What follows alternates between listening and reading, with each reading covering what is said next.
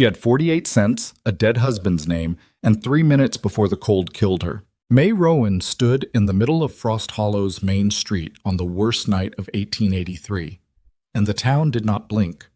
Snow drove sideways off the mountain like the sky itself had turned against her. Her dress was wrong for this weather. It was wrong for any weather, and the boots on her feet had a crack along the left sole that let the ice talk directly to her skin. She'd been thrown out of the Rusty Nail Saloon with less ceremony than a broken chair. A stranger was walking toward her through the storm.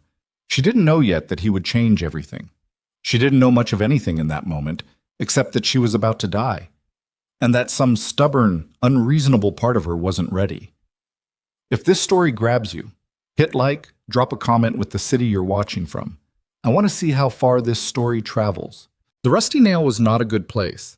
Nobody who spent time inside it would argue otherwise, but it was warm, and in Frost Hollow, in December of 1883, warmth was the only currency that really mattered. May had understood this the way you understand something that's been grinding against your ribs for months.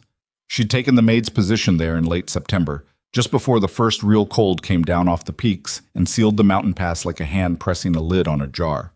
The pay was thin, $2 a week, and a cot in the storage room behind the kitchen. But it was shelter, and shelter was survival, and survival was the only goal May Rowan had permitted herself since the fever took her husband Daniel 14 months ago and left her with nothing but his name and a small wooden cross she carried in her coat pocket. She'd worked hard. That part she knew without question. She scrubbed floors on her hands and knees until the skin cracked at her knuckles.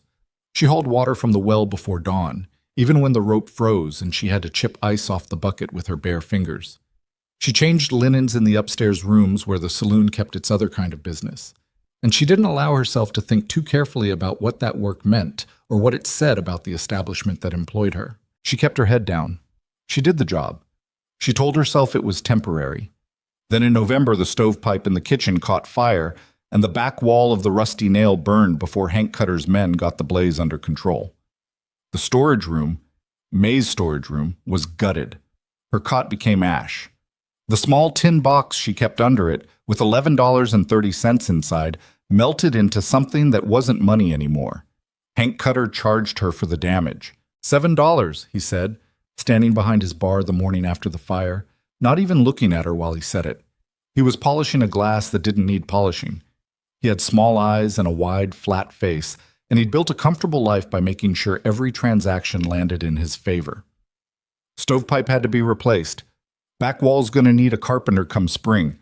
You were living in that room, the pipe was yours to maintain. May had stood there with soot still in her hair and said, "Hank, the pipe was never mine to maintain. I'm a maid." "You're a tenant," he said. $7. She didn't have $7. She had 11 cents. She worked through November without a room, sleeping on a bench in the saloon's back hallway, rolled in a horse blanket that smelled like something she tried not to identify. She told herself she would pay the debt down, dollar by dollar, and eventually Hank would forget the rest of it, or she'd have enough saved to settle it and leave Frost Hollow before the worst of winter locked the pass for good. But Hank Cutter did not forget things. That was how he'd built what he had. By the first week of December, with the debt somehow sitting at $11 after he'd added what he called accommodations fees for the hallway bench, May had started to understand that she was not going to work her way free of this. The math wasn't math anymore. It was a trap with teeth, and she'd walked in with her eyes open because the alternative had been standing in the cold. The night it ended, a Tuesday, there had been a piano player in the main room and a full crowd, and more whiskey flowing than the town's stomach could reasonably hold. May had been moving between tables with a rag and a tray, clearing glasses, keeping invisible the way good maids learn to do, existing in the room without existing in anyone's awareness. When Hank Cutter's hand came down on her shoulder and turned her around with enough force to slosh beer across the tray. $23, he said. She stared at him. What? Total. With this week's room and board, you're at $23. He said it plainly, no malice in his voice, like he was reading a figure off a ledger, which she supposed he was. You got it? The piano kept playing. Nobody nearby was paying attention, or if they were, they'd learned to look elsewhere. This was Frost Hollow, and people didn't interfere with what happened inside the Rusty Nail. Hank Cutter had spent years making sure of that. No, May said. You know I don't have it. Then we have a problem. He took the tray out of her hands with that same mechanical efficiency and set it on the nearest table. I run a business. I'm not a charity. I'm working, not hard enough. He looked at her the way a man looks at furniture he's decided to sell. There are other ways to settle this. Women in your position, no. The word came out before she'd finished deciding to say it, sharp and flat, like a door slamming. No. Something shifted in his expression. Not anger exactly, more like the mild irritation of a man who'd had a plan and was now adjusting it. He reached under the bar and came back with her coat, her thin, inadequate coat, and held it out to her. Then you're done here, he said. Get out of my place. What? The cold hit her like a physical blow. Not gradually, not with the slow creep she'd grown accustomed to in the drafty hallway. This was immediate and total, the kind of cold that made her understand, with the clarity that only genuine danger produces, that the human body is not designed for this. It wasn't built for -30-degree air. It wasn't built for wind that came off a mountain in December and found every gap in every garment like it was looking specifically for her. She stood on the boardwalk outside the Rusty Nail and looked at Frost Hollow's main street and tried to think. There were maybe 200 people in Frost Hollow. She'd been there 3 months and she couldn't name 5 of them who'd speak to her. Not because she was disliked exactly, but because she'd arrived already in a position that made social connection complicated. She was Hank Cutter's maid, which put her below the category of person that the town's residents considered worth cultivating. And she was a widow, which in 1883 in a frontier settlement meant she existed in a kind of social purgatory, too independent to be pitied cleanly, too vulnerable to be treated like an equal. She had 48 cents. She'd counted it that morning out of habit, the same way she counted it every morning, because keeping track of what little you had was one of the ways you reminded yourself that you hadn't quite hit bottom yet. 48 cents did not buy a room anywhere in Frost Hollow. The boarding house was $1 a night minimum, and Ethel Marsh, who ran it, had a policy about unaccompanied women that had less to do with propriety than with Hank Cutter, who had an arrangement with most of the town's commercial establishments. The church. She'd been in it once, her first week, when she still thought finding community might be possible, was locked at night. The livery stable would be warm, technically, but Amos Pruitt, who ran it, was a drunk with hands that didn't stay to himself, and May had learned that on her second day in town. She started walking. Not toward anything, just walking, because movement produced a fraction of warmth, and standing still was death. She pulled the coat tighter and pressed her arms against her sides and bent her head against the wind and put one foot in front of the other on the packed snow street. And she thought, and she hated herself for thinking it, but she thought it anyway, I am going to die here. I am going to die in the street of a town I don't belong to, and by morning they'll have moved me somewhere out of sight because I'm an inconvenience. Daniel would have hated that. He'd had a stubborn streak about dignity, about the idea that people deserved to be seen and treated like they mattered. It was one of the things she'd loved about him, and also one of the things that had made their life together so hard, because Daniel Rowan had never learned the art of making himself smaller, and the world had eventually found a way to punish him for it. She thought about Daniel now the way she always did when things got bad. Not with grief exactly, not anymore, but with a kind of bone-tired conversation. Well, she told him in her head, it's bad. You'd probably tell me to keep walking, so that's what I'm doing. The snow was coming harder. She could feel her feet going strange, not painful anymore, which she knew was worse than pain. Her fingers had stopped cooperating with simple requests like hold the coat closed. She was on the north end of the street now, where the buildings thinned out and there was nothing between her and the mountain wind but 40 feet of open air and bad luck. Her legs buckled. She grabbed the corner post of the last building on the street, a disused assayer's office, dark and locked, and held on with both arms and tried to gather herself. Her breath was coming out in ragged clouds. She could hear her own heartbeat doing something irregular, a skip and stagger that she'd never felt before and didn't like. Get up, she told herself. You can sit down later. Get up. She couldn't quite get up. She heard him before she saw him. Footsteps in the snow, heavy ones, the kind made by a man with size and weight behind him. And then a lantern's glow cutting through the blizzard, and then the man himself. He was enormous. That was the first thing, and there was no polite way to soften it. He was simply one of the largest human beings May had ever seen. well over 6 feet, with shoulders that had been built by years of actual physical labor rather than any ambition toward appearance. He wore a heavy wool coat that would have been a blanket on most men, and a hat pulled low, and he moved through the storm with the unhurried steadiness of someone who'd made peace with bad weather long ago. He stopped when he saw her. She was still holding the post, still half crouched, probably looking like exactly what she was, a woman in the process of dying in the street. She met his eyes because she couldn't think what else to do, and she waited for him to keep walking because in her experience, that was what people did. He didn't keep walking. He crouched down to her level, which, given his height, was a significant architectural undertaking, and held the lantern to the side so it wasn't blinding her and said, "How long have you been out here?" His voice was lower than she'd expected, not unkind. "I don't know," she said. Her words came out strange, a little slurred. She wasn't sure if that was the cold or just the general collapse of her ability to manage impressions. "Long enough." "Can you walk?" "I was walking. Before you were holding that post." She didn't have an answer for that. He straightened up and stood there for a moment, and she could see him thinking. She could actually see the calculation moving through his face, something being considered and decided. Then he said, "There's a diner 2 blocks back, still open. Come on." "I don't have money." "I didn't ask." She looked at him.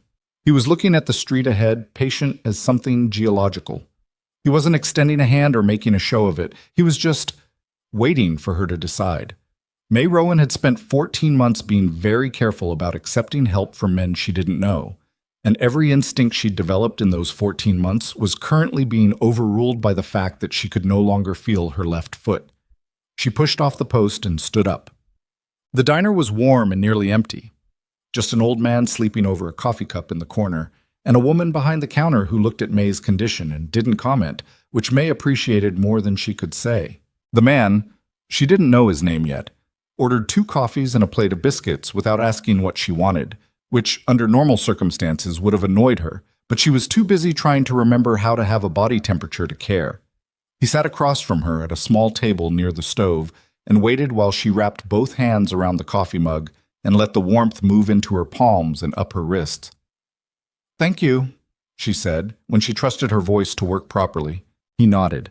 He had a particular quality of stillness that she'd noticed outside. Not the stillness of someone bored or checked out, but the stillness of someone who'd learned that most situations resolved themselves faster if you waited before speaking. She looked at him in the proper light for the first time.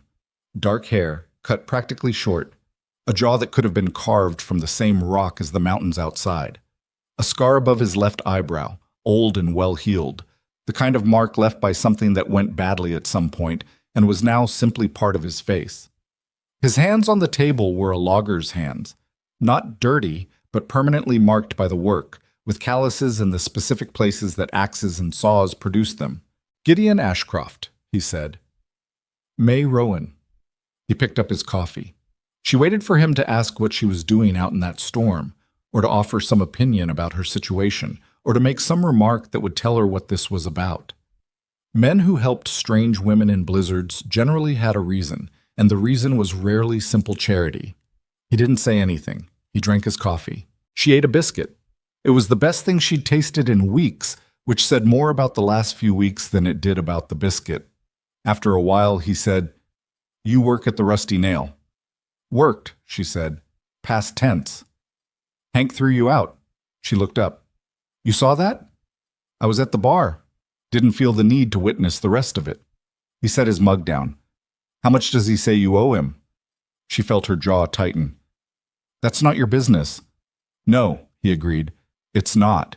Another silence. The old man in the corner snored once and resettled. Outside, the wind hammered the diner's front window with a sound like thrown gravel. $23, she said. She didn't know why she said it. Maybe because the cold had dissolved some of her usual defenses. Maybe because she was tired of carrying things alone. And it wasn't $23 of real debt. He built it from nothing. First it was 7, then 11, and now it's 23, and I've worked 3 months to get it there. Gideon looked at her across the table. His expression was difficult to read. Not suspicious, not pitying. Thinking, maybe. "I have a proposition," he said. The word dropped into the warm air of the diner and sat there. May put her coffee down. "Go on," she said. Her voice was neutral. She'd learned how to make her voice neutral. "I have a claim up in the mountains, north of the pass, about 12 miles beyond the Harker Ridge. Logging operation. I cut timber, sell it to the mills in the spring thaw. I've been up there 4 years," he paused. "I need a wife." The silence that followed that sentence had a specific texture. "Excuse me?" she said. "Not—" He stopped, seemed to search for words, which cost him some visible effort. "It's a practical matter. Legal. The land claim requires a married occupant for the permanent deed. I've been on provisional status 4 years. If I'm not married by the time the assessor comes through in spring, I lose the claim to a lumber company that's been working to take it from me for 2 years. He looked at his hands on the table, then back at her. "I'm not asking for— It wouldn't be that kind of arrangement. You'd have your own space, your own decisions. I need a name on a document." May stared at him. "And in return," she said, "I pay your debt to Hank Cutter, tonight. And I provide shelter and food through winter and into spring." He met her eyes without flinching. "It's a business arrangement. You'd be free to leave when the pass opens in spring if that's what you want." She studied his face for signs of the thing she was looking for. The angle, the hidden prize, the tell that would explain what he was actually after. She'd gotten good at reading men in the past year. She'd had to. She couldn't find it, which could mean he was genuinely what he appeared to be, or could mean he was very good at not appearing to be what he was. "Why me?" she said. "There are women in this town who—" "None of them would go up the mountain," he said. "I asked. Not in winter." A pause. "You don't have anywhere else to go." It wasn't cruel the way he said it. It was just accurate. May looked at the window and the black storm pressing against it, and thought about the rusty nail, and the hallway bench, and Hank Cutter's flat eyes, and the way the cold had spoken to the bone in her left foot. She thought about Daniel, who would have told her to trust her instincts. She thought about what her instincts were actually saying, as opposed to what her fear was saying, because those were two different things, and she'd learned to tell them apart.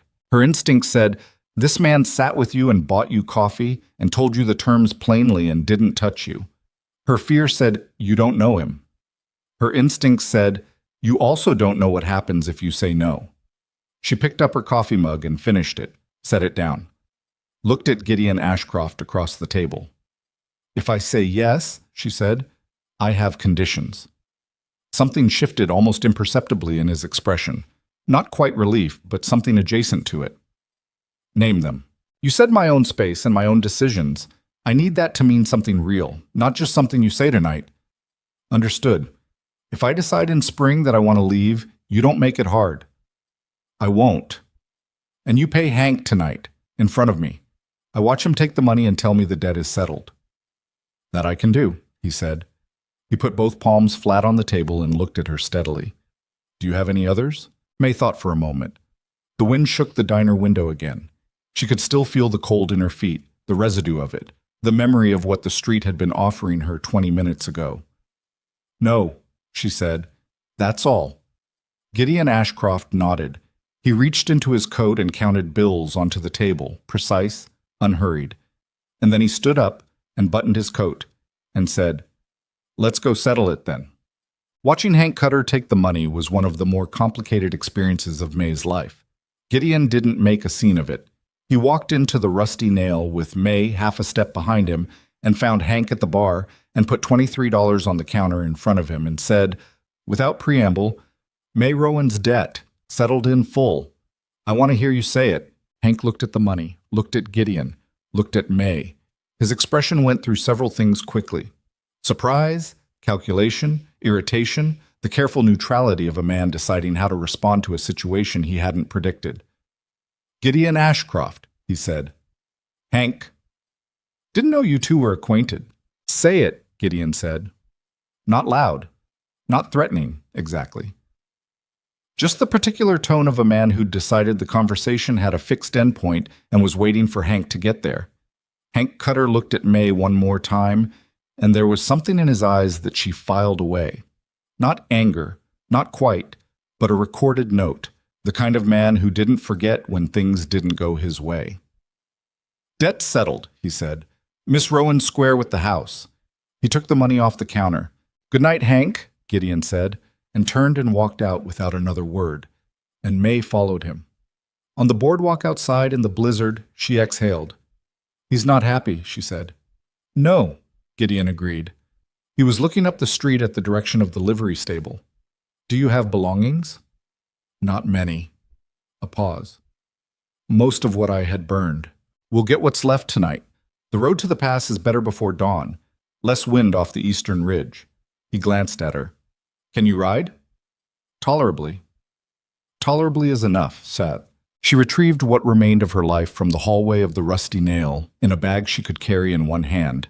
2 dresses, a wool shawl that had seen better decades, Daniel's cross, a hairbrush with 3 missing tines, and a small book of poems she'd bought at a traveling market before she'd been poor enough to stop buying books.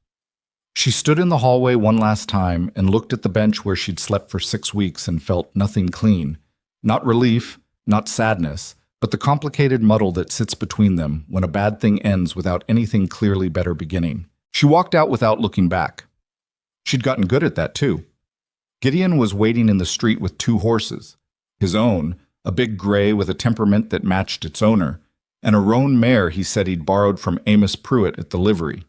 He had a packed supply bag thrown across his saddle horn and had added to it, she noticed, what appeared to be an extra wool blanket. He helped her up onto the mare without making a production of it. Just cupped his hands for her boot, a practical gesture, nothing attached to it, and then swung up onto his own horse and pointed north and said, 12 miles. We'll be there before sunup." 12 miles in this storm? "Horses know the way better than we do," he said. "The Grays made this trip 40 times. May looked at the gray horse. The gray horse looked back at her with the calm disinterest of an animal that had decided humans were generally a manageable inconvenience. "All right," she said. They rode north, shouting. The journey took 4 hours. She would remember it later as a series of physical sensations more than anything else. The roan mare's steady warmth between her legs, the only reliable heat source in the world. The way the snow compressed under the horse's hooves with a sound like something small breaking. The mountain on their right, massive and dark, occasionally visible between curtains of blowing snow and then disappearing again. Gideon's lantern ahead of her, swinging at his saddle, a small, consistent fire in all that black and white. He didn't talk much on the ride. She'd expected that from him already. When he did speak, it was practical. "Hold left here, there's a drop on the right side of the trail, or this section's icy. Let her pick the pace." And she answered in kind, and gradually the silence between them settled into something that wasn't uncomfortable, which surprised her. She thought about what she'd done. She'd married a stranger. Well, not yet, technically. He'd said it would need to be made legal, and they'd see to that in the morning, apparently, at the settlement they were heading to, which had a man of some official function who could perform the ceremony. But she'd agreed to it, which felt like the operative step. She'd agreed to marry a man she'd known for 4 hours, based on the evidence of coffee bought without being asked and a debt paid without hesitation. She'd agreed to go up a mountain in a blizzard to live in a place she'd never seen. She'd agreed to all of this because the alternative was a post on Frost Hollow's main street and a body that had started making alarming announcements. Daniel, she thought, you would have thought this was insane. She could almost hear him. May, you don't even know if he's telling the truth about the land claim. May, you're riding into a mountain in December with a man the size of a barn. May, this is exactly the kind of situation you always told me I created by trusting the wrong people. Yes, she thought back, but you also always said that all the people you trusted wrong, you'd rather have trusted wrong than not trusted at all. You said that 2 weeks before you died, and I thought it was the fever talking, but I wrote it down anyway. The lantern ahead of her swung. The horses walked on. At the 3rd hour, the trees thickened on both sides of the trail, and the wind dropped by half, blocked by the pines, and the snow came down straight rather than sideways. And it was possible to look up and see the dark shapes of the forest and the faint difference where the sky was, heavy and gray-white and absolute. Almost there, Gideon said, from ahead of her. She didn't answer. She was looking at the trees. They were enormous. Old-growth pines, she thought, though she didn't know enough about trees to be certain. What she knew was that they'd been standing a long time before anyone built Frost Hollow, before anyone built anything in this part of the world, and they'd be standing after whatever happened here ran its course. There was something steadying about that, and something terrible about it simultaneously. The cabin appeared out of the dark in the way things in forests appear, not suddenly, but with a gradual accumulation of detail. First the smell of old wood smoke, then the shape of a structure against the tree line, then windows that had been dark but in which she now saw the banked ember glow of a fire that had been left to hold itself while he was away. It was larger than she'd expected. 2 stories, rough-hewn timber walls thick enough to matter, a covered porch that ran the width of the front, a stone chimney at each end. Not fine. Nothing about it was fine, but solid in a way that said the man who'd built it had thought about the mountains trying to knock it down and had built to argue the point.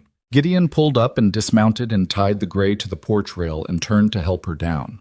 She took his arm, not his hand, a small distinction that felt important to her, and stepped off the mare and stood on solid ground for the first time in 4 hours.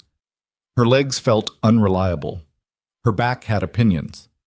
The cold had worked its way through everything, and her fingers had stopped being separate things, and were just a general problem at the end of her arms. "There's a bed in the back room," Gideon said. "Second door on the left. Fire should still be warm enough." He paused. "I'll see to the horses. You go get warm." May looked at the door. She looked at him. "Thank you," she said. The second time she'd said it to him tonight, but this one felt different, heavier, more weighted. He nodded in that way he had, the slight downward movement of his chin that was apparently what he did instead of speaking, and turned to the horses. She went inside. The interior was one large room with a kitchen hearth at one end and a sitting area at the other, and a staircase against the left wall and 2 doors in the back wall. It smelled like wood smoke and pine resin and something that might have been coffee. The floor was rough-cut planking, swept clean. There was a table, heavy, handmade, the kind of table that took up space like it had a right to, and 2 chairs, and a braided rug in front of the hearth that had been made by someone with patience and nothing particularly decorative in mind. It was not a warm home in the way some homes are warm. There was nothing soft about it, no curtains at the windows, no pictures on the walls, no accumulation of the small decorative choices that people make over years when they're building a life rather than just maintaining one. But it was solid, and it was sheltered, and the embers in the hearth were alive enough that she could coax them, and when she pushed the second door on the left open, there was a small room with a bed, a real bed, not a bench, not a cot, with a thick quilt folded at its foot. She sat on the edge of the bed and took her boots off and looked at her feet for a long moment, making sure they were still the right color, still behaving. They were fine. They'd be fine.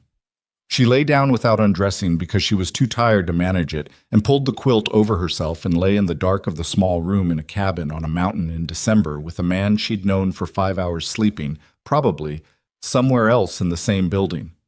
She waited to feel afraid. The fear didn't come.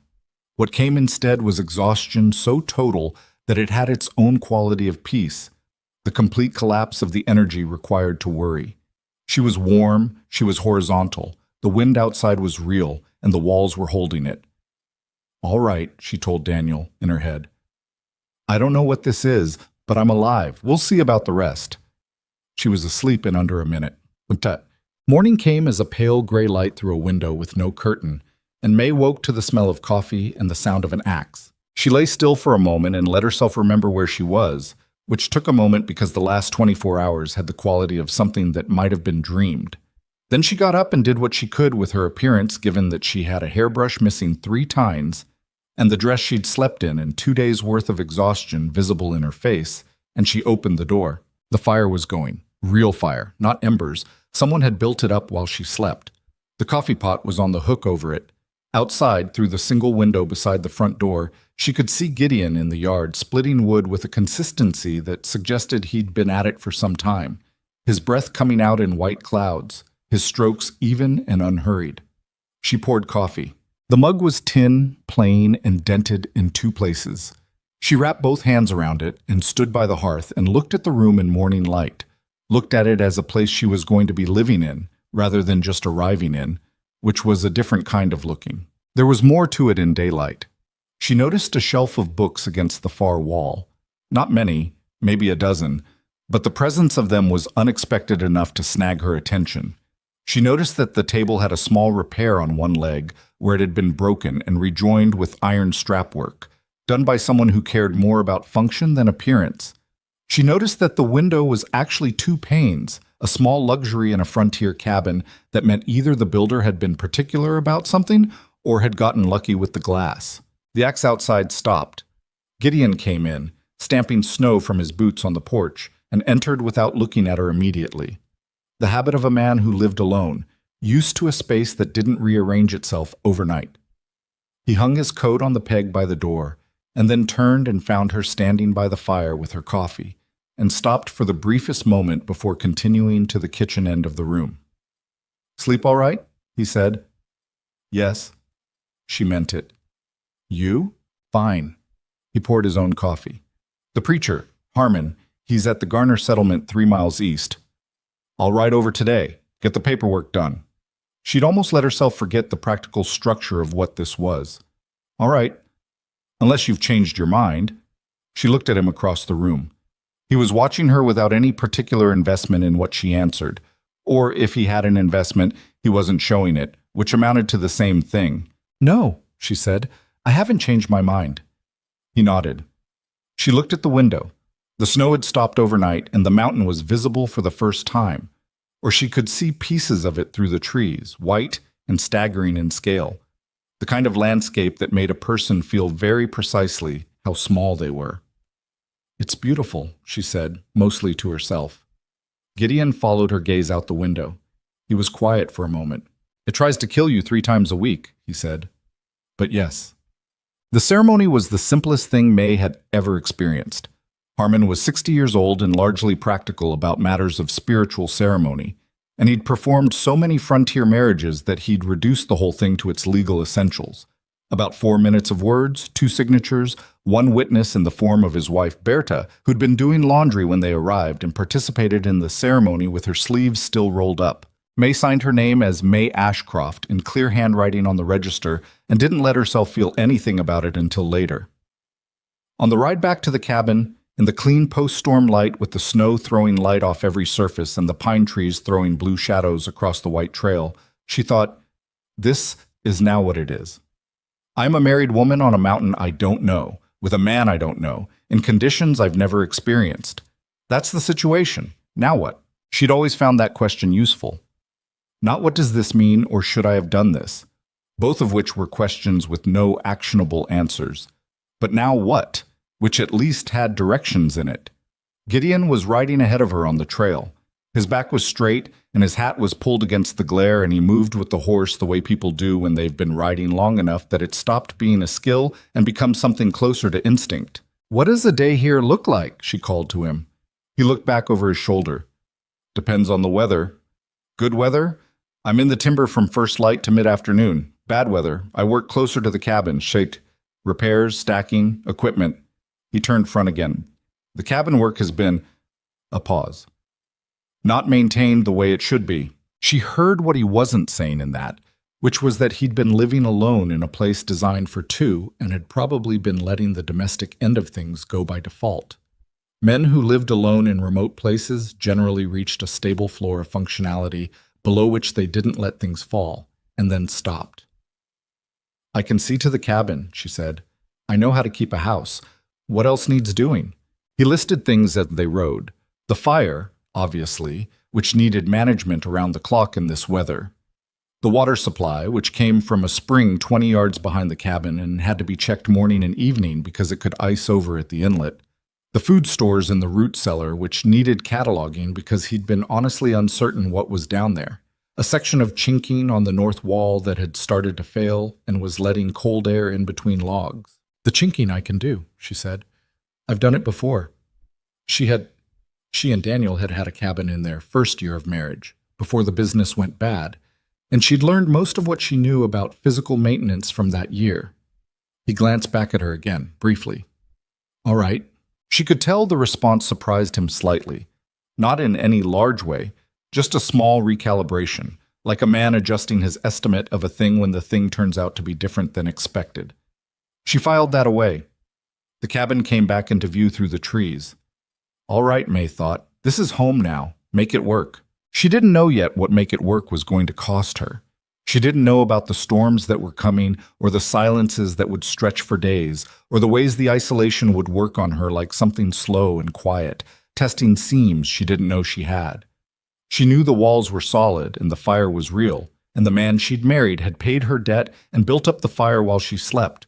That was enough to start with. She rode into the yard of the cabin that was now her home and dismounted and tied the roan and looked up at the mountain above the tree line, white and enormous and indifferent to everything she was, and felt, not peace, not yet, but the first small ember of something that might become it. She went inside to find out what needed doing. The first week was mostly about learning where things were. May discovered the root cellar on her second morning when she pried open the hatch beside the back porch and climbed down into the dark with a lantern and found what amounted to Gideon's entire relationship with planning ahead, which was, it turned out, meticulous in some areas and completely absent in others. There were dried beans in quantities that suggested he'd expected to outlast a siege.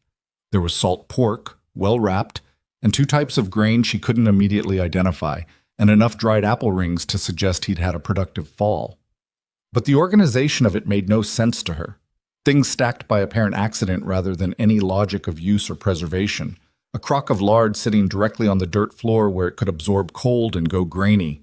A bag of flour with a small hole near the bottom where something had been investigating it. She spent most of that day rearranging the cellar. She didn't ask permission. It needed doing, and she was the one who'd seen it, which seemed like reason enough. When Gideon came in at mid-afternoon, earlier than usual, she'd learn, because a brief clearing had turned back to cloud, and he'd read it as the leading edge of another storm. He found her at the table with the flour bag, stitching the hole closed with thread from a small kit she'd kept in her coat pocket for months, because small repairs were the kind of thing that always needed doing. He looked at the bag, looked at her. Root cellar needed sorting, she said, without looking up from the stitch. A pause. I know. The lard was sitting on bare ground. I know that too. She tied off the thread and cut it and looked at him. I reorganized it. Things are in order of use now. Things we'll need most through winter at the front, long storage toward the back. The flour's up on the shelf now. I used 2 boards from the woodpile that had warped past usefulness for burning, just to get it off the ground. He was watching her with that quality of attention he had. Not intense exactly, but thorough, like someone reading carefully rather than scanning. All right, he said. You don't mind? Why would I mind? She wasn't sure how to answer that.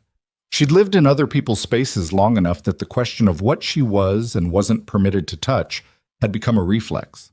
The truth was, she'd half expected him to come in and find an objection to what she'd done, not because he'd given her any particular reason to expect that, but because expecting objections had become a survival strategy. I wasn't sure, she said honestly. He took off his coat and hung it and moved to the fire to warm his hands. If something needs doing and you can do it, he said. This is your house. Your house. The words were practically spoken, just words that described a legal and practical reality, but they landed somewhere in May's chest and stayed there like something warm. She didn't say anything. She put the flour bag back on the shelf she'd cleared for it and started thinking about supper. The storm Gideon had predicted came in around 4 in the afternoon and committed to the work. 3 solid days of wind and snow that pressed against the cabin walls and made the trees creak in ways that sounded structural even when they weren't.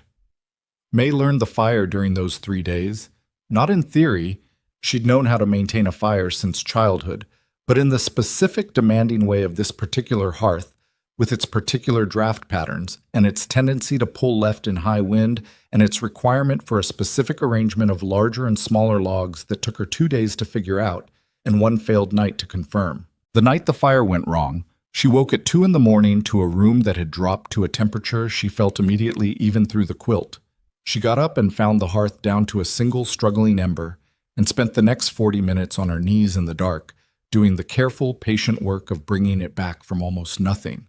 Shredded bark first, then finger-sized sticks, blowing carefully, not too hard, not enough to scatter the ash that was holding the heat, reading the fire the way you'd read a sick person's face for signs of recovery. It came back, eventually. She was sitting on the braided rug in front of the rebuilt fire, warming through, when Gideon appeared at the top of the stairs. He looked at her, looked at the fire, looked at the state of the room. "It went out," she said before he could ask. "I should have shown you the night banking," he said. He came down the stairs. "There's a method. You pack the ash a particular way, keeps a core going 8-10 hours. Show me now." He did. He crouched beside the hearth and demonstrated, talking through it in a low, direct way.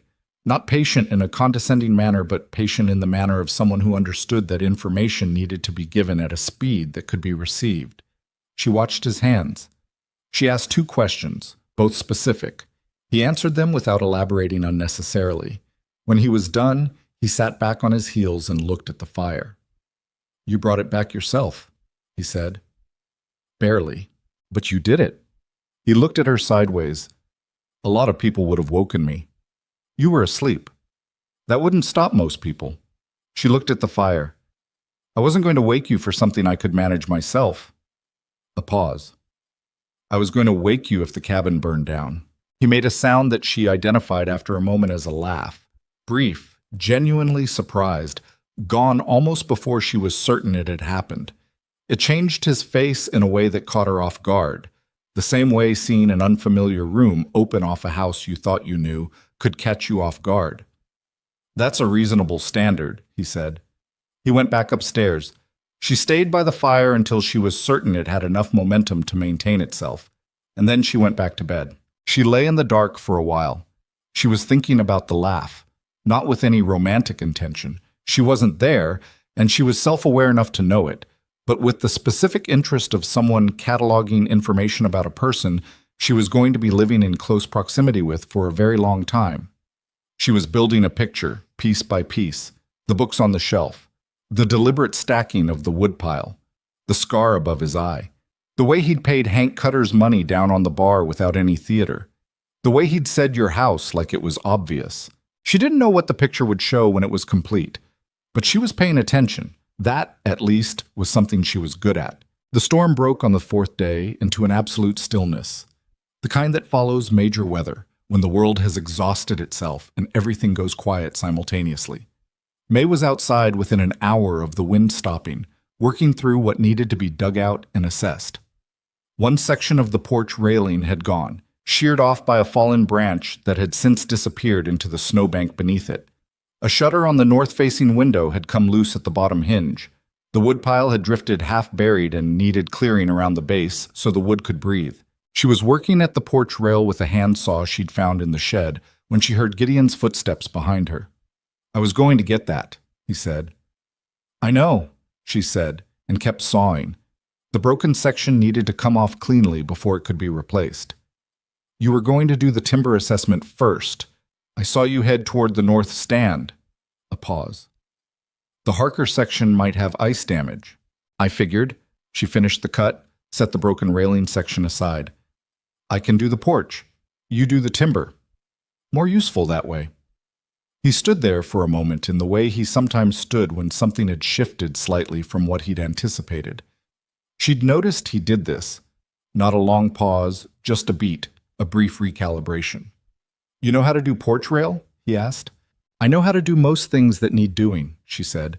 "Might not do them the same way you would, but they'll hold." He was quiet a moment more. Then, "There's seasoned pine in the shed, 3rd stack from the left." "Thank you." He left toward the timber stand. May went to find the seasoned pine. She spent 4 hours on the porch rail.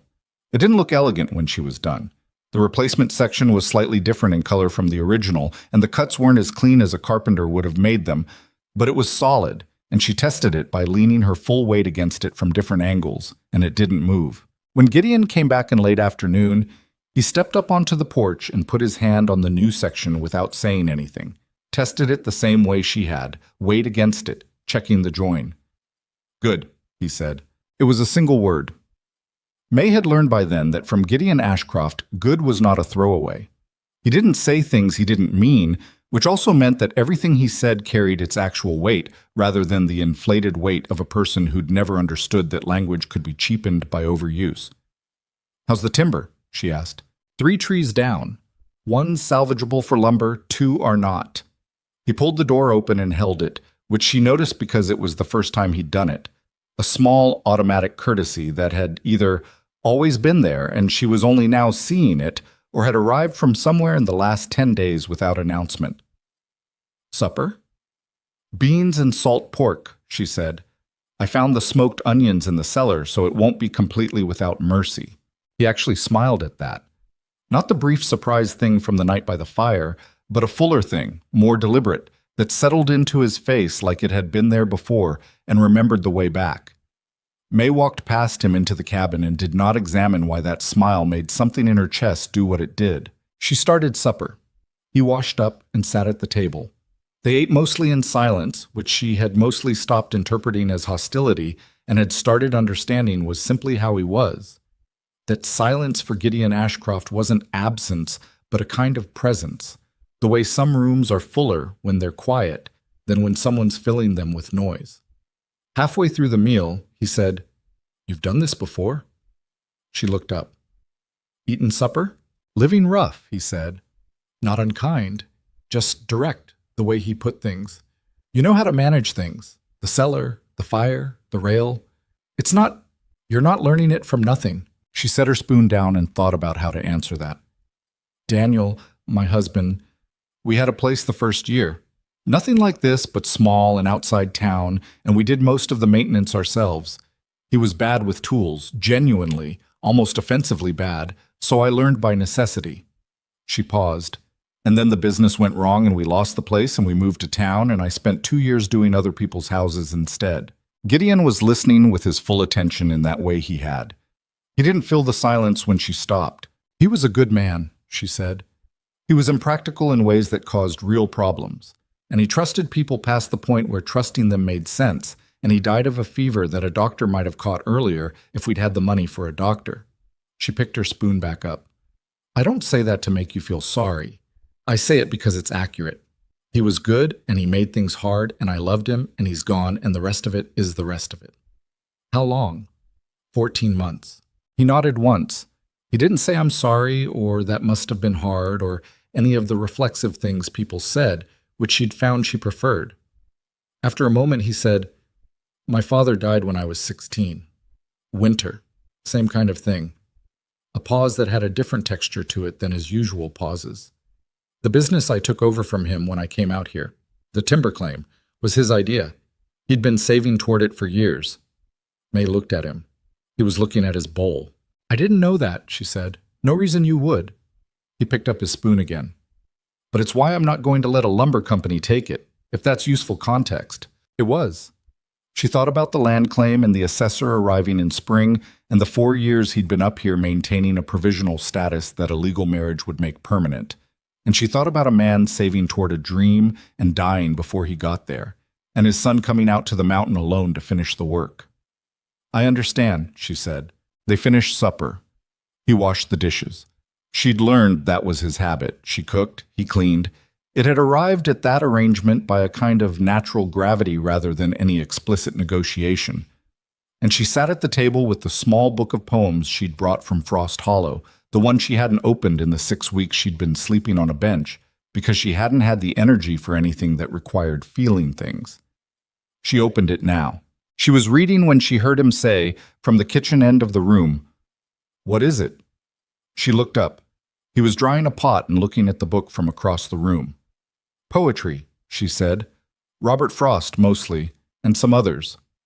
He was quiet a moment. "Would you read one?" It wasn't quite a question. She looked at him to see if he was serious. He was drying the pot with the same equanimity he applied to everything. She looked back at the book and found a page she'd read enough times to know, and read it out loud in the warm room with the fire going and the snow outside doing whatever snow did after a storm. And Gideon finished the dishes and sat in the other chair and listened with his hands on his knees and his eyes somewhere in the middle distance. And for a while the only other sound was the fire and the vast quiet of the mountain. When she finished, he sat with it for a moment. "Again," he said. She read it again. That became a thing they did.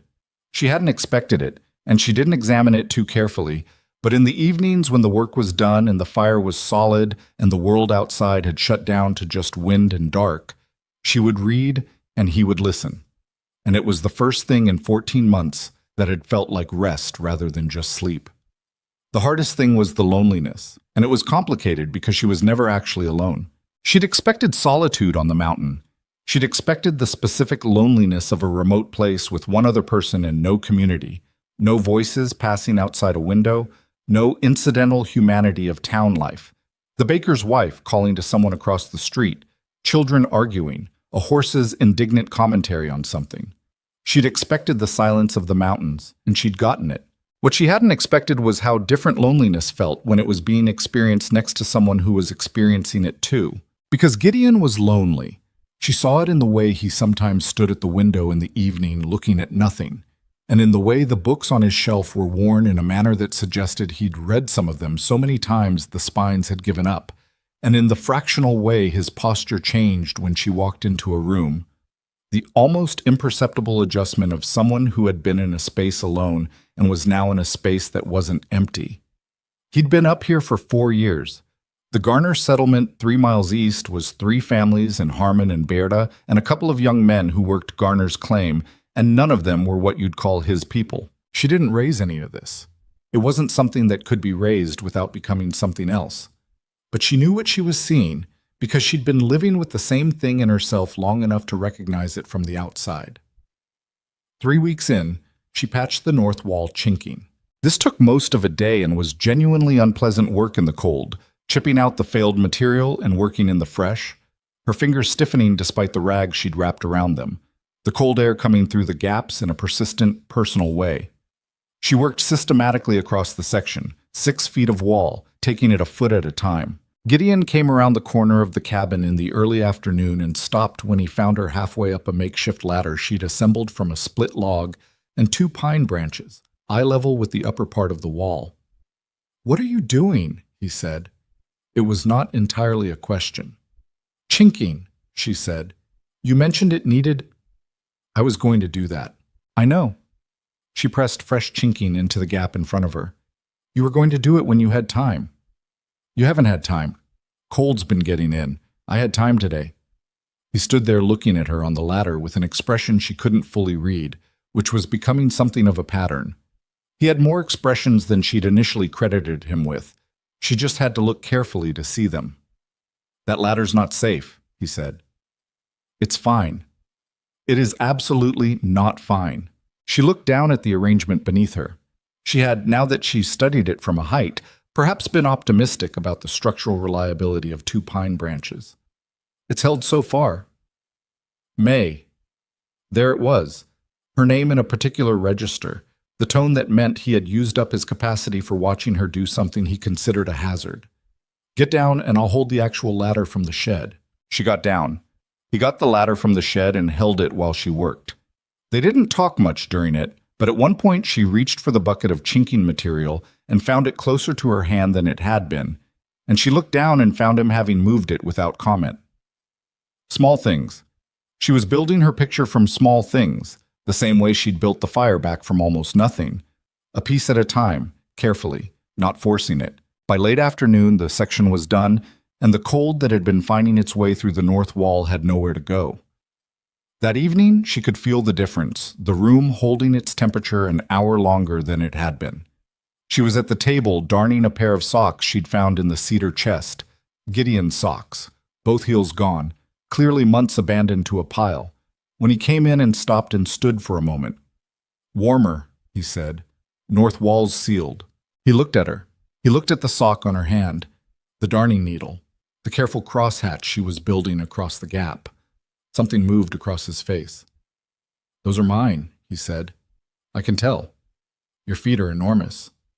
She kept darning. "They're also unwearable. You were going to get frostbite." He didn't say anything. "I'm not your maid," she said. She kept her voice level. "I want to be clear about that. I'm not doing this because it's my job or because I owe you something for paying the debt. I'm doing it because we're both living here and both sets of feet should work properly." She looked up. "Do you understand the distinction?" He looked at her for a long moment with whatever was behind his eyes that she hadn't fully mapped yet. "Yes," he said. "Good." She went back to the sock. "There are 2 more pairs in that chest that are nearly as bad. I'll get to them tomorrow." He sat down in the chair across from her. After a while, he picked up the small whetstone from the shelf behind him and started sharpening the axe blade he'd brought in from the cold, the quiet rasp of it, a kind of counterpoint to the needle pull of the darning. They sat like that until the fire needed tending, working at their separate things in the same room, and outside the mountain was doing what it always did and always would, enormous and indifferent and coldly, genuinely beautiful. And inside the cabin, something without a name was adding one more layer to whatever structure it was quietly becoming. May didn't name it. She was 48 cents and a dead man's name and a frozen street away from the woman who'd stood in the storm, and she'd learned that some things did better when you let them grow without watching them too hard. She finished the sock and set it on the table and started the second one. The fire crackled. The axe blade whispered against the stone. The walls held. The morning of the storm that changed everything started, like most mornings had started for the past 6 weeks. May, but at the fire before full light. Gideon, already dressed and moving through the kitchen end of the cabin with the particular efficiency of a man who'd spent years making the same sequence of early morning decisions and had reduced them to something close to reflex. The difference was the sky. May noticed it when she went to check the spring before breakfast, pulling on her coat and boots and stepping out onto the porch into air that had a specific quality she'd learned to pay attention to. Not colder than usual, but pressurized somehow, weighted, the way air feels in the moment before something large announces itself. The pines were still. That was the thing that registered first. Absolute stillness. Not a branch moving, not the background creak that the trees usually maintained even in calm weather. The mountain above the tree line was invisible behind a ceiling of clouds so low and uniform, it looked less like weather and more like the sky had simply ended 50 feet above the ground. She stood on the porch for a moment looking at it. "It's too quiet," she said, when she came back inside. Gideon was eating standing up, the way he did when he was planning to leave quickly. He looked at her over his coffee mug. "I know. That's a bad sign, the stillness." "Yes." "Then why are you eating standing up?" He set the mug down. "Because there are 3 trees in the north stand that came loose in the last storm, and they're leaning into each other right now. If this weather hits before I get the tension ropes on them, they'll come down on the equipment shed." He picked up the mug again. "I'll be back before noon." May looked at him. She'd learned his particular brand of stubbornness well enough by now to know that arguing with a practical decision was different from arguing with an irrational one, and this was not entirely irrational. Timber equipment was their livelihood, or would become spring, and he understood the risk calculus better than she did. "Before noon," she said. "Before noon," he confirmed, and put his coat on and went out. She watched him cross the yard and disappear into the trees, and then she went back inside and started the serious work of getting the cabin ready for whatever that sky was preparing to deliver. She brought in wood first, as much as she could stack along the interior wall without blocking movement through the room. 2 hours of work, back and forth from the woodpile. She checked the spring and the chinking on the north wall and made sure the shutter latches were set properly, and filled every available container with water in case the spring iced over its intake during the storm. She made a pot of stew and left it on the low hook to keep warm, because experience had taught her that the time after a storm passed was never the moment you wanted to discover there was nothing ready to eat. She worked efficiently, and she didn't let herself watch the window too closely, because watching the window wouldn't help anything and would cost her concentration she needed elsewhere. Noon came. The sky and the time she'd been working had descended further. Not dramatically, not the sudden dramatic darkening of a summer thunderstorm, but steadily, patiently, the way serious winter weather moved. The cloud ceiling was at the treetops now. The stillness had acquired a new quality, the stillness of pressure building rather than pressure absent. Gideon hadn't come back. She told herself this was fine. She told herself he knew this mountain, had been on it 4 years, had survived 4 winters up here before she'd arrived with her 48 cents and her dead husband's name and complicated expectations about what help from strangers meant. He knew the north stand. He knew the trail back. She told herself this at 10 past noon and at 20 past noon and at noon plus 40 minutes when the first real movement in the air arrived. Not wind exactly, more a long, slow exhalation from somewhere very large. And the trees began to stir. At 1 o'clock, she put her coat on and stood on the porch. The snow started coming at 1:05. Not gently. There was nothing exploratory about it. It came down in the sudden, committed way of a storm that had been organizing itself for days and had now arrived at the appointed place and intended to conduct its business thoroughly. Within 10 minutes, the yard was being actively re-landscaped. Within 20, the tree line was a suggestion rather than a visible thing, the pines becoming shapes and then impressions of shapes, and then just the general concept of trees somewhere in that direction. May stood on the porch long past the point where standing on the porch was useful, scanning the direction of the North Stand Trail until she had to acknowledge that she could not see the trail, that she could barely see the near edge of the yard, and that whatever information she was going to get about Gideon Ashcroft's whereabouts was not going to come from standing out here. She went inside. She put a log on the fire. She sat down at the table and she made herself think rather than feel, because feeling right now was not going to help. The North Stand was approximately a half-mile from the cabin. On a clear day, 20 minutes of walking. In this storm, in the timber, where the snow was coming down hard enough to obscure landmarks, and the wind had arrived now in earnest and was rewriting the topography of every trail, longer. How much longer depended on variables she couldn't calculate from inside the cabin. He had tools. He knew the terrain. He had done this 4 years. Those were the facts she had. She arranged them in a row in her head and she looked at them, and they were true, and they were also insufficient. She got up and checked the fire. She went back to the table. She picked up the book of poems and put it back down without opening it. She went to the window and looked at the specific nothing of a full blizzard at midday, which looked like a wall of white cloth pressed against the glass from outside. At 2:30 she heard the door, not knocking, just the latch moving, the door pushed against its frame from outside, and then again, harder. And then the wind got involved, and it came open all at once, with a crack that sent snow across the room in a wave. May was on her feet and across the cabin in the time it took for Gideon to come through the door, and she understood immediately that something was wrong because he wasn't moving right. He was upright. That registered first, and she let out a breath she hadn't known she was holding.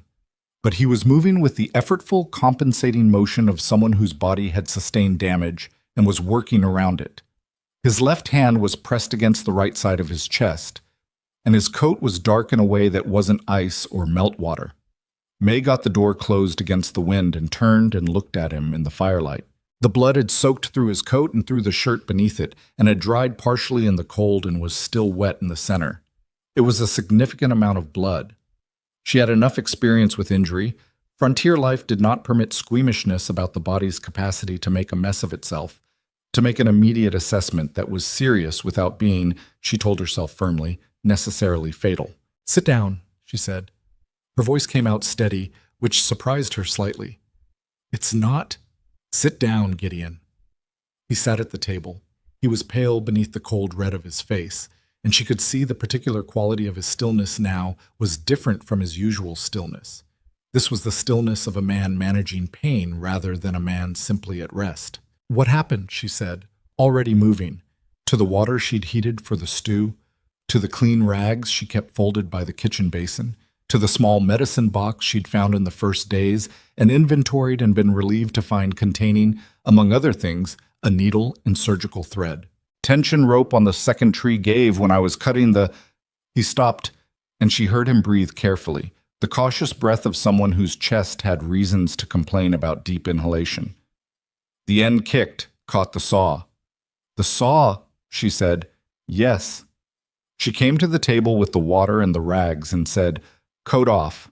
He moved to take it off, and the movement cost him something visible. Not a sound, but a white compression around his mouth that she was beginning to understand was what Gideon Ashcroft did instead of making sounds when things hurt badly. She helped him get the coat off his right side without pulling the left arm through all the way, and then the shirt, or what remained of the shirt, on the right side. The wound was below his right collarbone and ran diagonally toward his side. A saw wound, from a saw blade catching and dragging. Not a clean cut, not the neat edge of a blade going straight through, but a torn open thing, several inches long and deep enough that she could not let herself think about how deep, because thinking about that right now was not useful.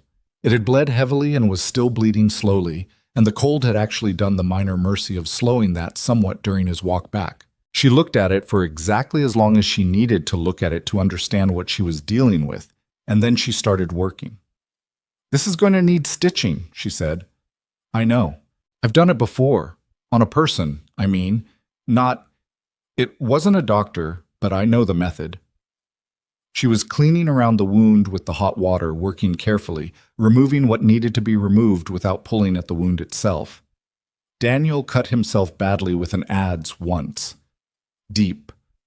We were too far from town to get to a doctor in time, so I did it. How did it go? He was watching her face rather than what her hands were doing, which she thought was probably a reasonable choice. He survived, she said. The scar was ugly, but he always said it built character. Something moved in his expression. All right, he said. This is going to hurt significantly. I expect so. Don't move. I won't. She believed him. She threaded the needle by firelight. Her hands were steady. She made them be steady. This was not the moment for hands that weren't steady. And she looked at the wound once more, and she started. He did not move. He made no sound. She worked in the firelight with the snow hammering the cabin from all sides, and the wind finding every seam it could argue with, and she stitched the wound closed with the careful, deliberate technique she'd learned in a desperate hour years ago and had never expected to need again. Each stitch required a decision, placement, tension, the distance between. And she made each decision cleanly without second-guessing herself, because second-guessing was a luxury that had no place in what she was currently doing. Twice the needle slipped on the slick of blood, and she had to stop and dry it on the cloth and begin again. Once she reached a section of the wound where the depth was greater than she'd estimated from the surface, and she had to breathe through her own response to that before continuing. She could feel Gideon's muscle under her fingers, could feel the fine tremor running through him that he was working hard to suppress. The body insisting on its reaction to pain, even while the man in charge of the body was refusing to acknowledge it. Talk to me, she said halfway through. Not because she needed to hear him, because she needed to know he was conscious, and because the tension in the room was the kind that needed something in it besides the fire and the storm. A beat. About what? Anything. Another stitch. The north stand. Tell me about the trees. A pause while he organized breath and words, and then he spoke, slowly, carefully, the way you speak when speaking requires management, about the timber stand and the specific trees he'd been working, about the tension ropes and why the second tree had been the problem, about the way the old-growth pine grew in that section with root systems that had been competing for 200 years and had shaped the wood's grain in ways that made certain cuts unpredictable. He talked about it with the quiet authority of a man who knew his subject completely, who'd spent years learning it not from books, but from the specific education of being wrong about something and paying for it and adjusting. She let his voice be what it was, low, deliberate, continuous, and she stitched. When she was finished, she sat back and looked at the closed wound by firelight, and it was not pretty work. She wouldn't claim otherwise, but it was solid, and it was closed, and the bleeding had stopped. She covered it with the cleanest cloth she had and bound it against his chest with strips torn from a shirt that was beyond further use anyway. Done, she said. He exhaled. Carefully. She realized her hands were shaking. She put them flat on her thighs under the table and waited for them to stop. May. His voice was different, still low, but the managed quality was gone from it, something more unguarded in its place. She looked up. His eyes were on her face with an attention that was different from his usual attention, more open, as if the pain had removed some habitual layer. That was... He stopped. Don't, she said, not unkindly. I don't need you to... Just sit. I'm going to get you something to eat, and then you need to be horizontal. I'm fine. You're not fine. You're vertical because you're too stubborn to be anything else, but that's not the same thing as fine. He looked at her. Eat first, she said, then bed. He ate. She kept the bowl filled and didn't let him see how closely she was watching him for the things she didn't want to see. Gray skin going grayer, or the particular blankness that came with blood loss crossing a threshold. He stayed present. The color in his face was coming back in small increments as the warmth of the cabin and the food and the absence of cold worked on him. She ate standing at the kitchen end because she didn't trust herself to sit still. Outside, the storm had found its full voice. This was not the daily weather of the mountain, the routine hostility that she'd come to know and factor in. This was something else. The kind of storm that had its own name in the memory of the people who survived it, that came up once or twice in a winter bad enough to be remembered for years. The windows flexed in the wind. The fire drew sideways when a gust found the chimney from above. The sound was not a sound exactly, but a pressure, a continuous physical fact that surrounded the cabin and pressed.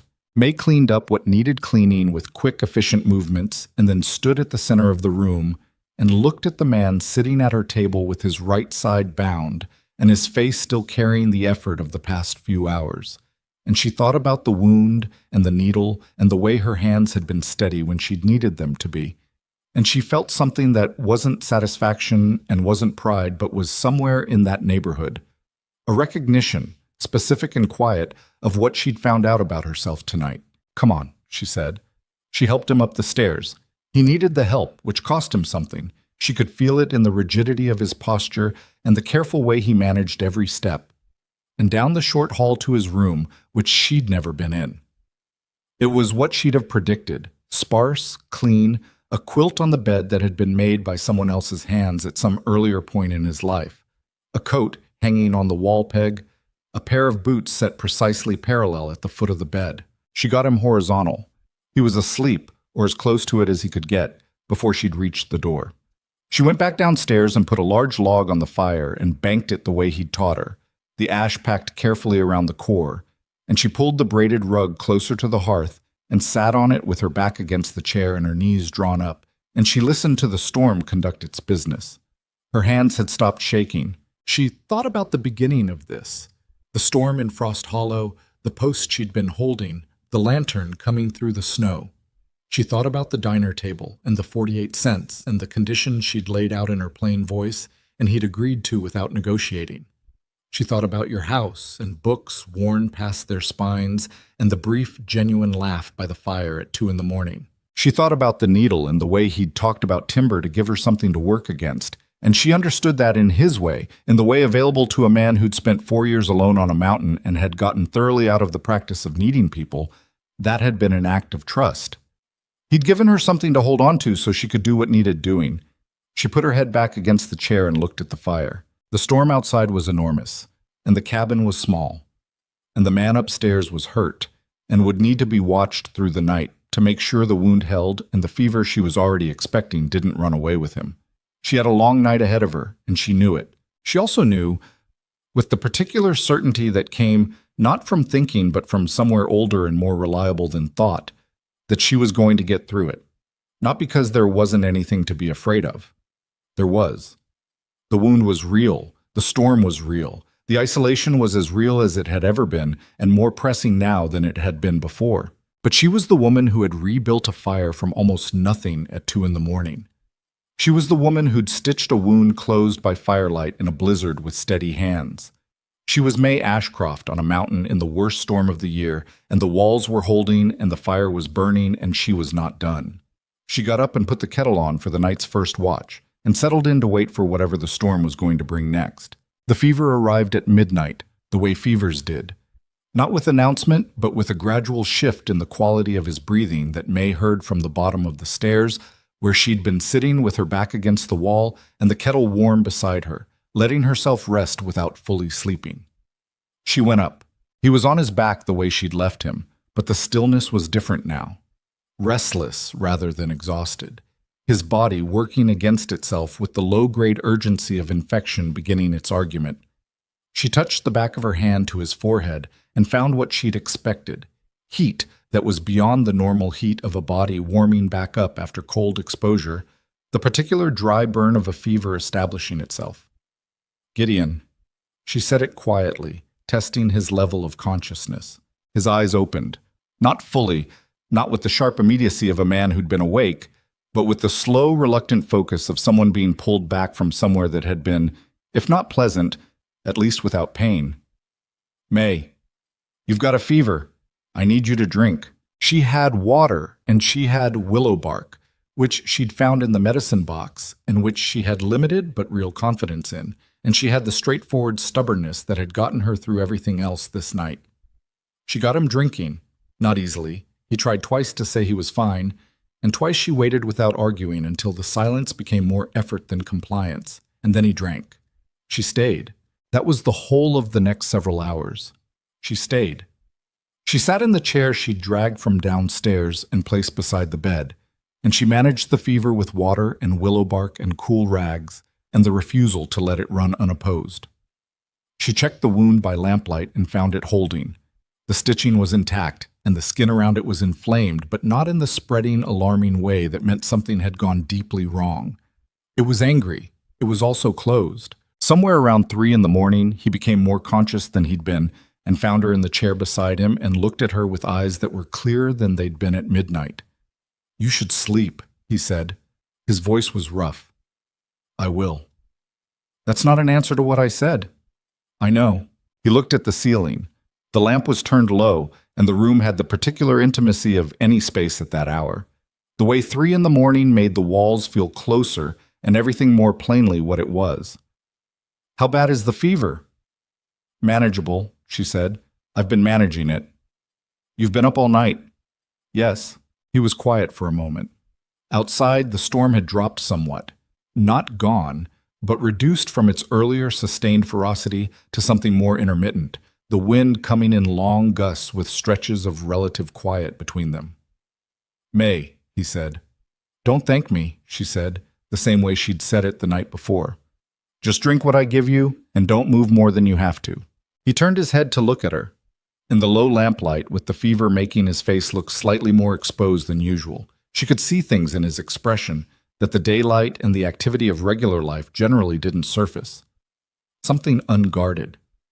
Something that had been there a while, she thought, being held in careful check by a man who'd built his life around not requiring things from people. "I want to say something," he said. She waited. "When I was coming back from the stand," he stopped, organized himself. "The last part of the trail, the half-mile, I couldn't. The cold and the blood loss, I wasn't." He paused again. "I wasn't certain I was going to make it to the door. And the thing I kept thinking about wasn't the timber or the deed or any of it." He looked at her directly. "I kept thinking that there were things I hadn't said. To you. And I didn't like that." May sat with that. "What things?" she said, carefully. What you've done here. What you've become here." He was working for the words in the way he worked for things that didn't come easily to him, with effort and without apology for the effort. "I made you an arrangement, a business transaction, and you took it, and you made something out of it that I didn't have the right to expect. The cellar, the wall, the rail, the way you manage the fire, the way you read in the evenings, and you never—" He stopped. "You never made me feel like this was less than a real life. And I know I know what I am to live with. I'm not an easy man." "No," she agreed. "You're not." Something flickered across his face. "I know that." "I'm not an easy woman," she said. "I have opinions about things, and I say them, and I don't ask for space when I've decided something needs doing. That's probably harder to live with than silence." "It's not," he said. And then, after a pause that had something fragile in it, "It's the best thing about this house." May looked at the wall for a moment. She was doing the thing she sometimes did, putting the feeling somewhere it could be felt without it running things, giving it a designated location so it didn't leak into her face or her voice more than she intended. "Rest," she said. "We can talk when you're not running a fever.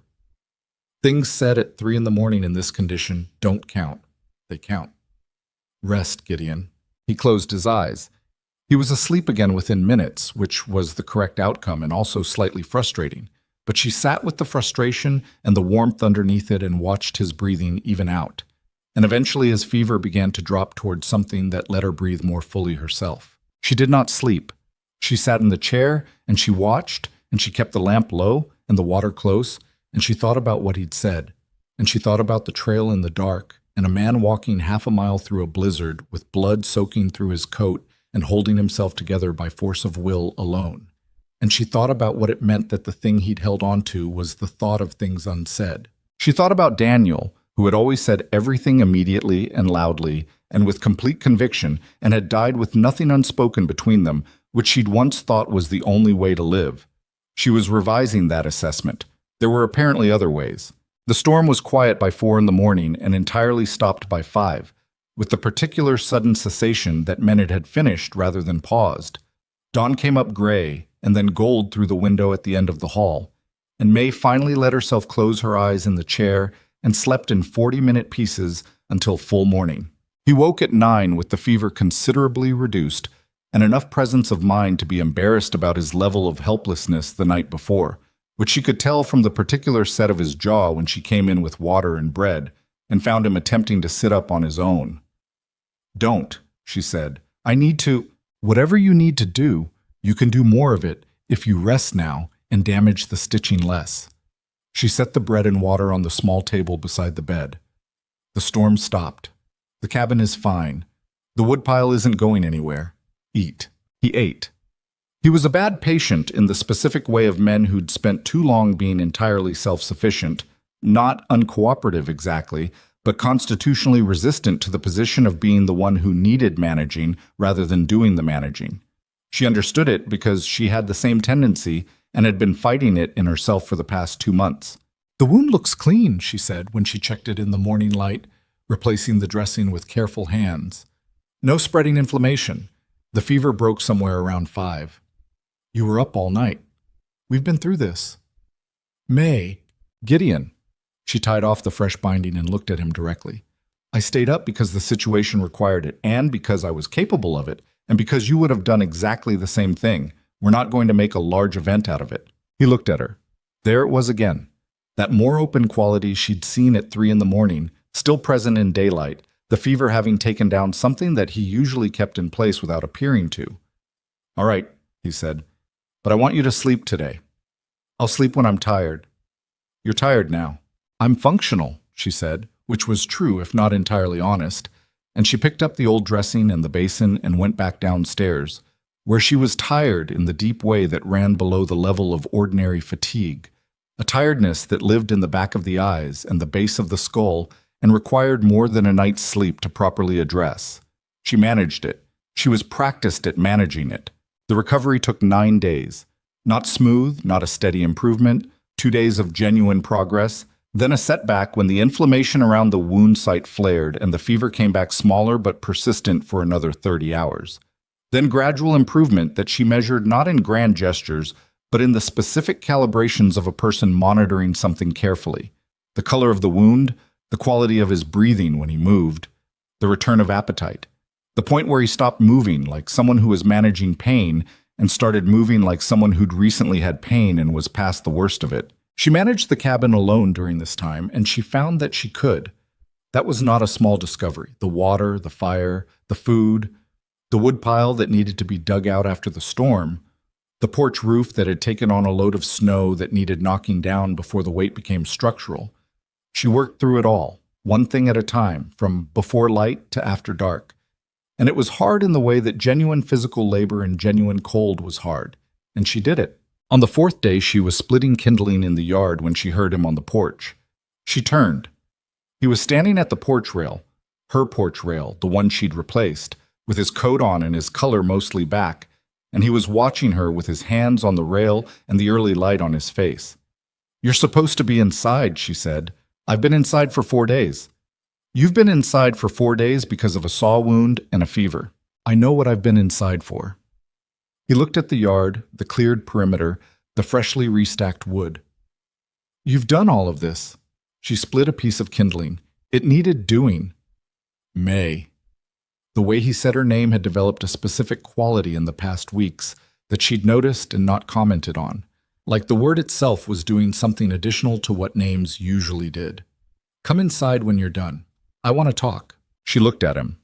His face was serious in the particular way it got when he'd been thinking about something for a while and had decided to put the thinking into words. "I'll come in," she said. She finished the kindling and stacked it and went inside and found him at the table with 2 mugs of coffee, which meant he'd been at the stove, which she would have argued against if the coffee wasn't already there and already welcome. She sat across from him.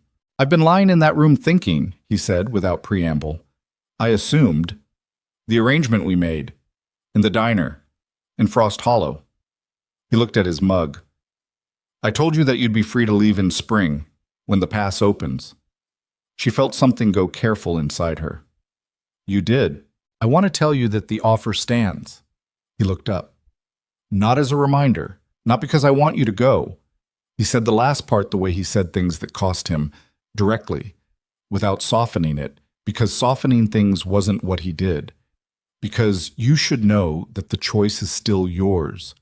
What you've done here, what you did the other night, that doesn't make you owe me anything. It goes the other way. May looked at him across the table. The fire was going behind her, and the light was full morning now, and the mountain outside was doing its usual thing, white and vast and entirely unconcerned with human arrangements.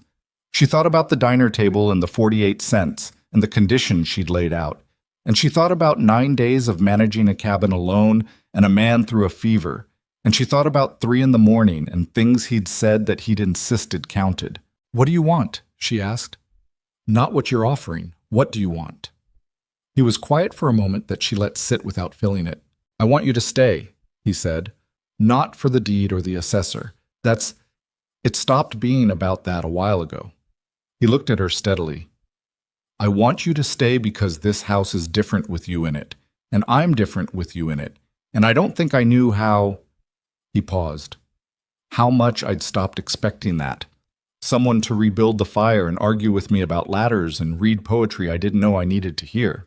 Something in May's chest, which had been holding itself in a careful position for a while, shifted.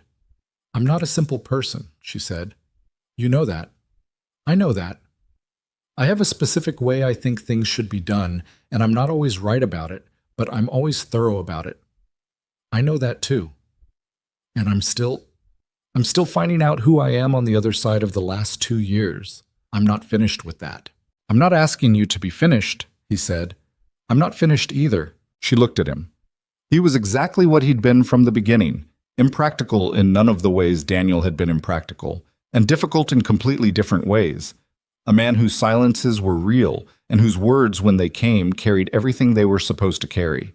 A man who'd packed the axe blade in the medicine box. Who'd moved the chinking bucket closer to her hand without saying anything. Who'd talked about timber so she'd have something to stitch against. All right, she said. He looked at her. All right, you'll stay, or all right, you've heard me. All right, I'll stay. She picked up the coffee mug. But I want it on record that you make decisions about dangerous logging equipment in weather conditions that are objectively unreasonable, and I intend to argue with you about that on a regular basis. The expression that settled onto his face then was the fullest version she'd seen of it. Not the brief surprised laugh, not the deliberate smile over supper, but something that involved his whole face in the particular way of something genuine that had waited a long time to be given room. I expect you will, he said. She drank her coffee. He drank his. The fire crackled behind her and the mountain sat outside the window doing what it always did, and the cabin held its warmth around them the way it had learned to do. And May Ashcroft, sat across the table from the man who'd walked through a blizzard to find her holding a porch post in the dark, and felt the particular, unmistakable weight of something that had stopped being uncertain and become, instead, solid, not perfect, not resolved into something clean and without remainder. She still had things to find out about herself, and so did he, and the mountain was still the mountain, beautiful and brutal and entirely honest about what it cost to live at the edge of it. But solid was enough. Solid was more than she'd had in a long time, and she knew what to do with it. She knew how to build things that held.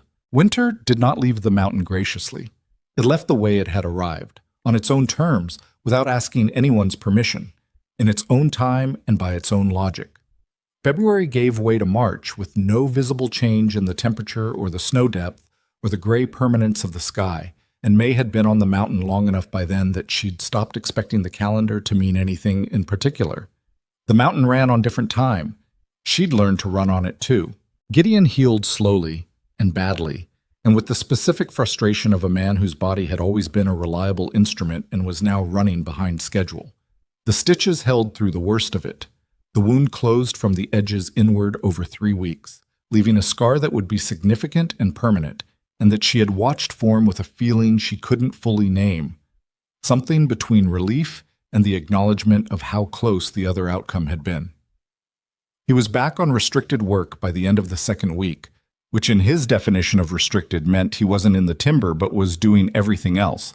And in May's definition of restricted meant she argued with him about it every other day with decreasing effect.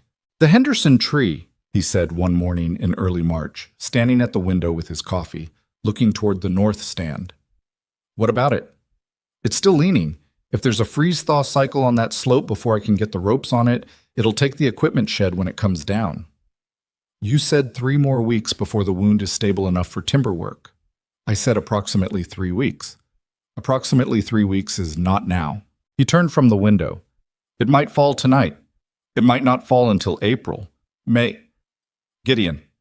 She set down the pan she was holding and faced him across the kitchen. She'd gotten better at this, at standing in the argument rather than managing it from the side.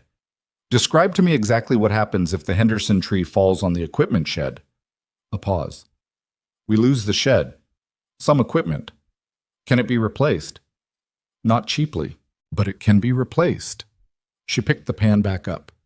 "Can you be replaced if you tear those stitches open in the timber alone and can't get back to the cabin?" He was quiet. "No," she said. "So the tree can wait 3 more weeks, and the shed will either be there or it won't. And either way, you'll be functional enough to address it." She went back to the stove. "That's the decision."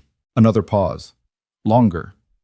"You're not wrong," he said finally, with the tone of a man who'd arrived at a conclusion he'd been avoiding. "I know." She heard him move away from the window and sit at the table, and she heard the particular silence of a man accepting something he couldn't argue with, and she let herself feel what that was. Not triumph, not exactly, but the quieter satisfaction of 2 people who'd learned how to disagree about things that mattered without one of them having to become smaller in the process. The Henderson tree did not fall that night, or the next week, or the week after that. When Gideon finally went to address it in late March, fully healed and with May's explicit and only partially ironic permission, she watched him go from the porch with the same feeling she'd had on the morning of the big storm. The one she'd learned to identify as a fact about herself rather than a weakness. She cared what happened to him. That was real information, and she'd stopped treating it as a thing requiring concealment. He came back at mid-afternoon with the Henderson tree roped and braced and all his stitches still in order, and he came onto the porch and looked at her. And she looked at him, and neither of them said anything about it, which was its own kind of conversation.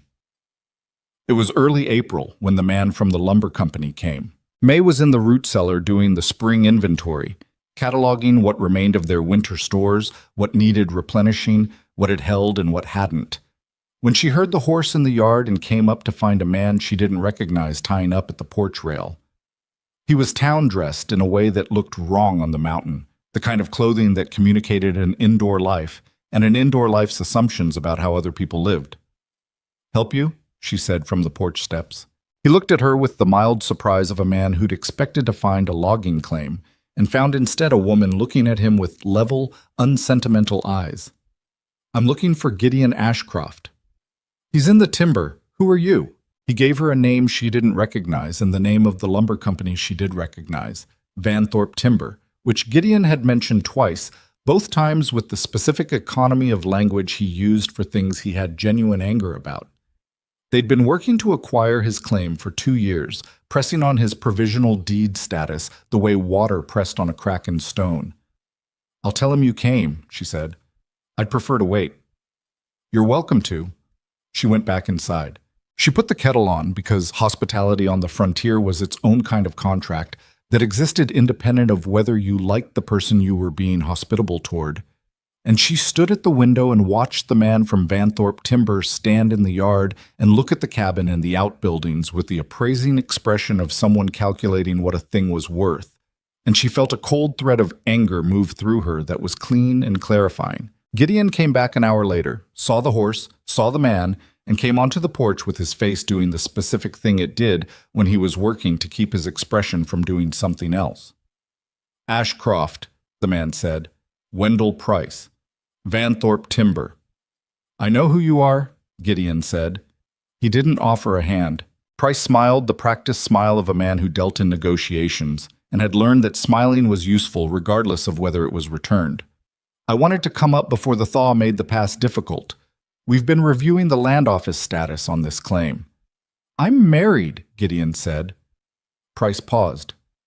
I'm sorry? The provisional deed requires married occupancy for permanent status. Gideon's voice was flat and informational. I'm married. Have been since December. The documentation was filed with Harmon at the Garner settlement and forwarded to the land office in January. He looked at Price without any particular heat. So whatever you came up here to discuss, it's already resolved. Price looked at May in the doorway behind Gideon. She watched him process the things she knew he was processing. Whether this was real, whether there was an angle here, whether there was a challenge worth pursuing. She looked back at him with the expression she'd developed over a winter on a mountain, which was not aggressive and not performative, but was simply the face of a woman who had been through enough that other people's calculations didn't particularly unsettle her. Well, Price said, and the smile took on a different quality.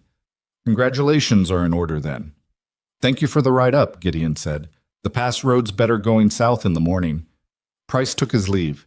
They watched him ride out of the yard, and May came to stand beside Gideon on the porch, and they watched until the horse and rider disappeared into the trees on the south trail. January, she said. What? You said the documentation was forwarded to the land office in January. It was. You did that without telling me. He glanced at her. It was a necessary step. I know it was a necessary step. I'm saying you did it without mentioning it. A brief pause. I didn't think you'd object. I don't object, she said. I'm observing that you did it quietly. He was looking at this tree line where Price had disappeared. I didn't want you to feel like that it was a transaction again. The paperwork. May looked at the side of his face. She thought about the diner in December and the terms she'd laid out and the careful contractual structure of what they'd started. And she thought about who she was now versus who she'd been then. And she thought about what it said about a man that he'd filed the paperwork and said nothing about it because he hadn't wanted her to feel reduced by it. All right, she said. All right, you understand, or all right, it's fine. Both, she said. And then because she'd been thinking about it since the previous month and had simply been deciding whether to say it. I wasn't going to leave in spring. He looked at her. I told you I'd decide when the pass opened. I'd already decided in February. I just hadn't said it yet. Why not? She thought about that honestly, the way she tried to think about things. Because I wanted to be sure I was staying because I wanted to stay and not because the winter had made staying feel like the only option. I needed to know the difference. She looked at the yard, the familiar shape of it now, the specific way the light fell on the woodpile in the afternoon. I know the difference. Gideon was quiet for a moment with the quality of quiet. That meant he was receiving something and giving it the weight it was due. Good, he said, and then, I'm glad. Those two words from this man, at this point in this story, they were enough.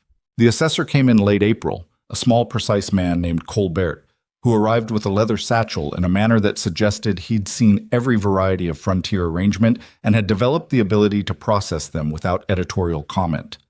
He walked through the cabin, asked several practical questions, examined the documentation Gideon provided, and then sat at their table, the heavy handmade table with the iron repair on the leg, and drank the coffee May offered and wrote in his ledger for 20 minutes.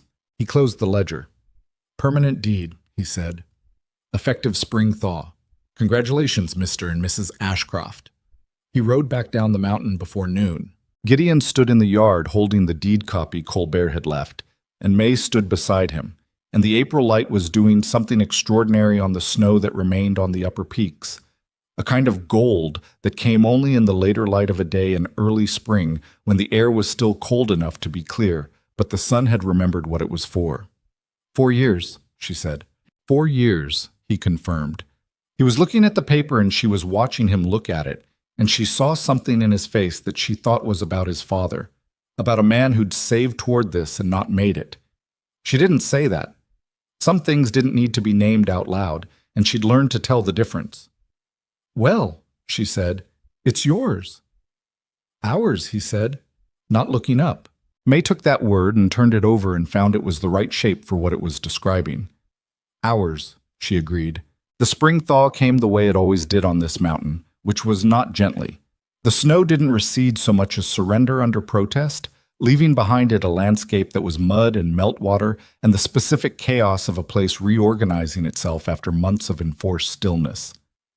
The creek behind the eastern tree line, which had been frozen solid since November, came back with a violence that surprised her even though Gideon had told her it would. Roaring for 2 weeks, brown with displaced sediment, loud enough at night that she could hear it from inside the cabin. Everything that had been preserved under snow was revealed, in both the good and bad senses. The porch step she hadn't known had cracked, until the frost heave pushed the pieces apart. The section of fence around the small kitchen garden she'd built in February from found materials, which had held through everything and stood intact in the new mud. Small victories, small losses, the mountain keeping its own accounts. It was in this season of reorganization that Berta Harmon came to visit. She arrived on a morning in early May with Harmon's second horse and a basket and the demeanor of a woman who'd been waiting a reasonable length of time to satisfy a reasonable curiosity. May liked her immediately in the practical way she liked people who were what they appeared to be without apology. "I've been wanting to come since December," Berta said, sitting at the table with her coffee, looking at the cabin with eyes that were taking a comprehensive inventory without being rude about it. She was 60 and had the hands of someone who'd worked hard most of her life and the eyes of someone who'd found it mostly worth it. Harmon said give them the winter. "Smart man," May said. "Sometimes." Berta looked at her. "You're not what I pictured." "What did you picture?" "I'm not sure. Someone more, I don't know, less settled." She cocked her head slightly. "You look like you've been here longer than 5 months." May thought about that. "I feel like I have," she said, and realized as she said it that it was true, and that it was not a complaint. The mountain had a way of making time real that town life didn't, each day distinct, marked by specific weather and specific work and specific small decisions that had actual consequences. She'd lived more calendar time in 5 months up here than in the previous year in Frost Hollow, and she'd come out of it knowing things about herself that she wouldn't have learned any other way. "How is he?" Berta asked, not quite casual. "Better?" May said. "The wound healed clean." "I meant—" Berta paused, choosing the words with some care. "He's been up here a long time alone. That does things to a person. Not always bad things, but things." May looked at her. "He's all right," she said. "He's—" She stopped, trying to find words that were accurate rather than either romanticized or minimized. "He's a man who needed someone to hold the other end of things. He didn't know that was what he needed, but he does better with someone holding the other end." Berta looked at her for a moment and then smiled, the real kind, that used her whole face. "Yes," she said. "I imagine he does." Gideon came in from the timber at mid-afternoon and found Berta at his table and absorbed this information without visible alarm, which May counted as evidence of his improvement since December. He sat with them and drank coffee and answered Berta's questions with his usual economy of language. And May watched the three of them in the late afternoon light of the cabin and thought about what this was, what it meant to be part of a small human web out here at the edge of everything. Harmon and Berta, 3 miles east, the Garner families a mile beyond that, winter between them for months at a time, and the trail connecting them in the seasons when the trail was passable. Community built different on a frontier. It was less dense, more deliberate, and maybe because of that, more real. You didn't live near these people by accident or convenience. You chose each other across the distance, and that choice was repeated every time you made the ride. After Berta left, in the long light of the May evening, May sat on the porch with her book and didn't read it. She sat and looked at the yard and the tree line and the mountain above, and she thought about the shape of the life she was in. She thought about the woman who'd stood in a street in December holding a post in the dark and waited for her legs to work again. She thought about what that woman had understood about herself in that moment. Not her strength, she hadn't known about her strength yet, but her refusal. The small, unreasonable, entirely human refusal to be done yet. It had been the only thing she'd had, and it had been enough to carry her to a diner table and a conversation that had rearranged everything. She thought about Daniel, who would have had many opinions about all of this. Complicated, enthusiastic, not always useful opinions, delivered with total conviction and genuine love. She thought about his laugh, which had been nothing like Gideon's, louder and easier, and she held both of these things, the memory of one man and the reality of another, and found that they fit in the same space without diminishing each other. The heart turned out to be more capacious than she'd given it credit for. It could hold grief and gratitude simultaneously without either one canceling the other out. Gideon came out and sat in the other porch chair. "What are you thinking about?" he asked. She considered lying or simplifying and decided against both. "About how I got here," she said. "All of it. The whole chain of it." He looked at the yard. The mud had mostly dried in the recent days, and the ground was showing the first tentative green at its edges, the mountain's reluctant concession that another season had, in fact, arrived. And I keep thinking about the part where I was holding on to that post in the street," she said, "and I think, what if I'd let go? What if I'd sat down and just—" She stopped. "You didn't, though," he said. "No, but it wasn't strength. I want to be honest about that. It wasn't strength yet. It was just stubbornness, just the unreasonable refusal to fall down when falling down was the easier thing." He was quiet for a moment. "Maybe that's what strength is," he said. "Before you know you have it." May looked at him. He was watching the tree line with his hands on the arms of the chair, and the evening light was doing what evening light did to his face.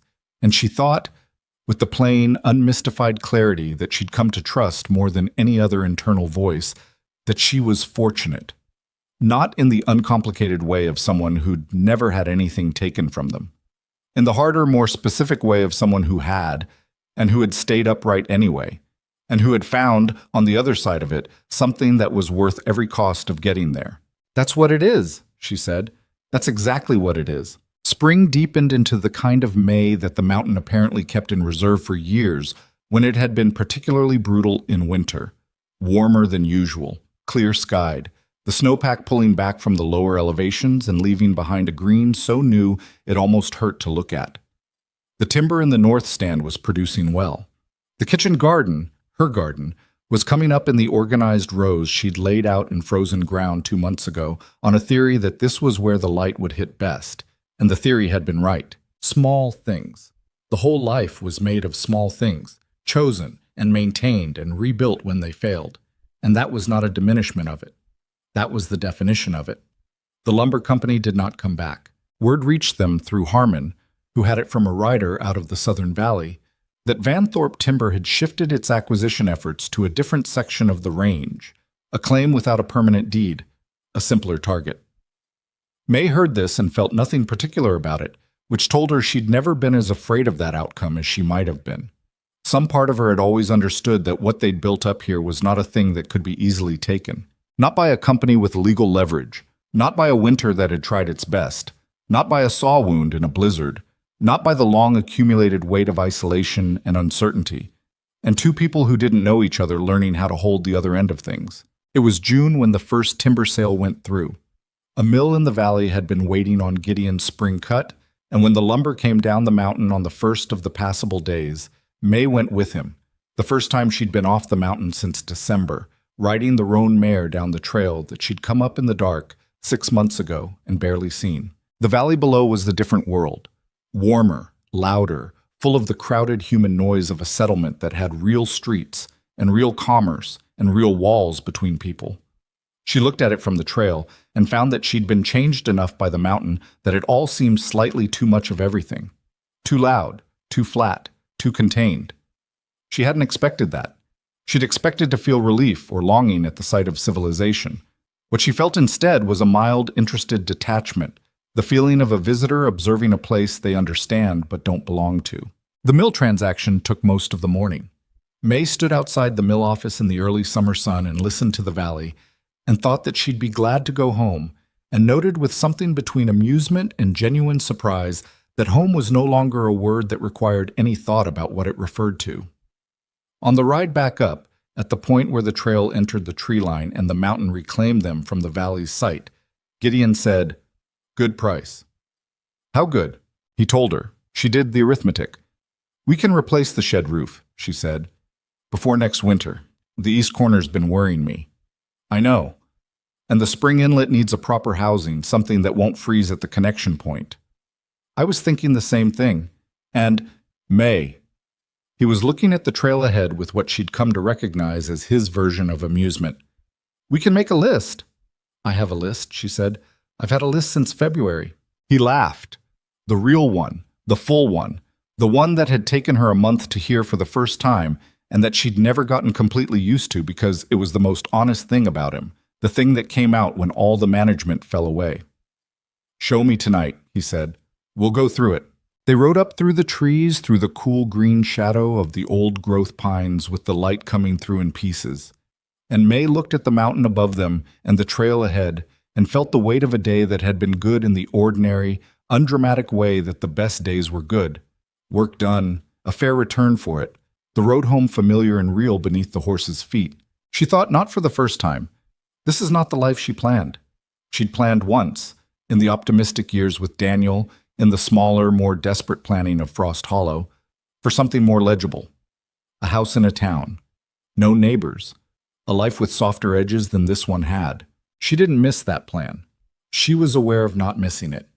That was worth something, to know the difference between a life you've settled for and a life you've actually chosen, between what you wanted before you knew what you needed and what you have now that you've learned the difference. The mountain was still the mountain. It would still try to kill them in its patient, impersonal way, through cold and ice and the specific accidents of an outdoor life at the edge of what humans were built for. It had already tried, more than once, and it would try again. That was not a problem to be solved. That was the context of the life, the permanent condition, the thing you learned to live beside rather than against. What you built in that context, you built to last. You built it with the understanding that it would be tested, and so you didn't cut corners, and you didn't pretend things were solid that weren't, and you didn't let the roof go another season without addressing the east corner just because addressing it was inconvenient. You did the work while you could do it, because you had learned what it cost when you didn't. May had learned that. She'd learned it the way the mountain taught everything, directly, without softening it, at the exact moment when the lesson was unavoidable. She would take it forward with her. The cabin came into view through the trees in the late afternoon, the same way it always did. Gradually, detail by detail, first the smell of old wood smoke that the walls had absorbed into themselves over years. Then the stone chimneys against the sky. Then the windows reflecting the western light.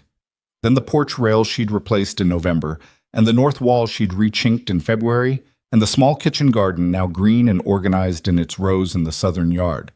The sum of 6 months of daily work, visible and solid, and hers, theirs. She pulled the roan up in the yard and dismounted and stood in the evening light and looked at it, the way she'd looked at it the very first night.